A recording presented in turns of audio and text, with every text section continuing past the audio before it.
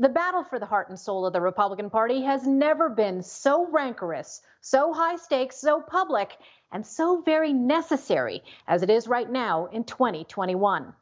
As I've chronicled here previously on Sovereign Nation, the forces of populism on the right have challenged the forces of globalism and elitism that are embedded in the GOP since the 1960s.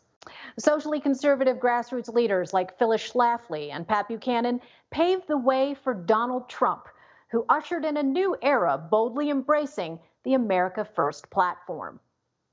For too long, a small group in our nation's capital has reaped the rewards of government while the people have borne the cost. Washington flourished, but the people did not share in its wealth. Now, 4 years later, in the aftermath of President Trump's loss, the never-Trump big business overlords want to reclaim the party. They want amnesty for more cheap illegal alien workers, unlimited H-1B visas for foreign Silicon Valley workers, and more refugees to work in factories and meat plants in the heartland. They want more foreign wars to feed the military-industrial complex, and they want to stifle the pro-life, pro-family traditionalists who oppose a neoliberal takeover of the conservative movement. This is why the GOP's politically ambitious traitors who do the bidding of the Chamber of Commerce and multinational corporations have their knives out. Trump won't forget backstabbing Liz Cheney's treachery, and neither will his legions of supporters who form the base of the Republican Party. I've been clear in my views about President Trump and the extent to which following January 6th, I don't believe that he should be playing a role in the future of the party or the country. The mere mention of Cheney's name at CPAC prompted some of the loudest boos of the conference. And of course, the warmonger, a person that loves seeing our troops fighting, Liz Cheney. How about that?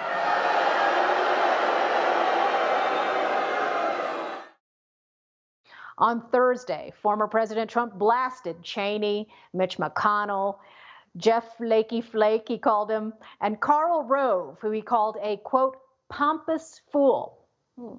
Trump wrote that if the Republican Party is going to be successful, it will have to let these RINOs float away or retire.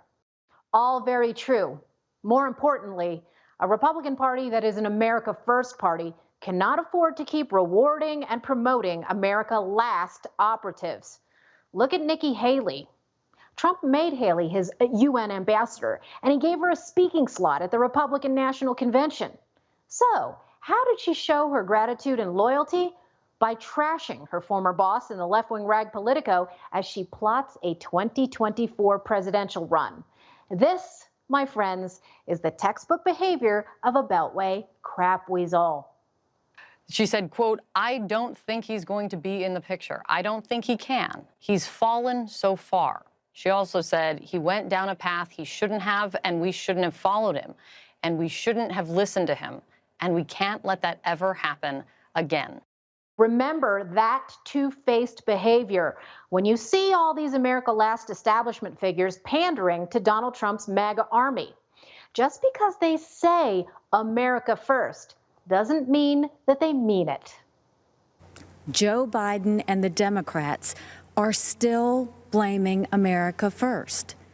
Donald Trump has always put America first, and he has earned 4 more years as president.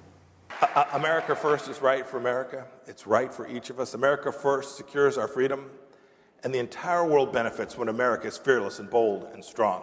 I just want to say, my friends, America now, America first, America forever. God bless you. Remember this, true America First believers don't cut and run at the smallest hint of trouble or adversity. They defy cancel culture from both sides of the political aisle in defense of the historic American nation and its people.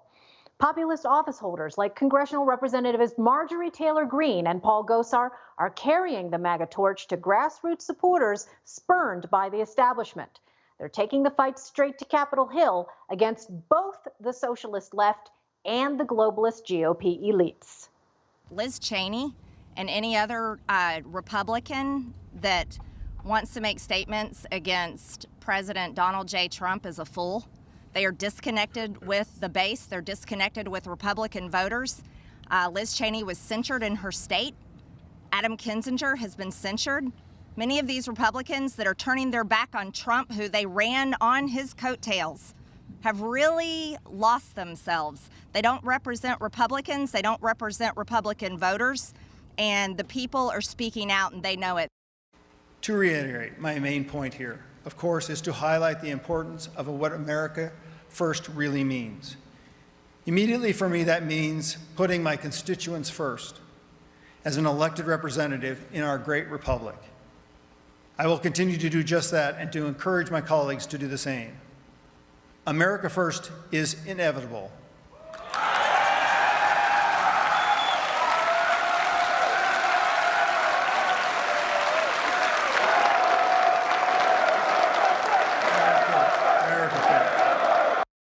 Protecting the American nuclear family, American borders, American workers, and American interests above all else is our only hope for protecting our sovereign nation, one nation under God. Anything less is America Last Kabuki Theater. You just watched Newsmax TV, America's fastest growing cable news channel, now in more than 70 million homes. You can get Newsmax TV on your cable system or check your cable guide.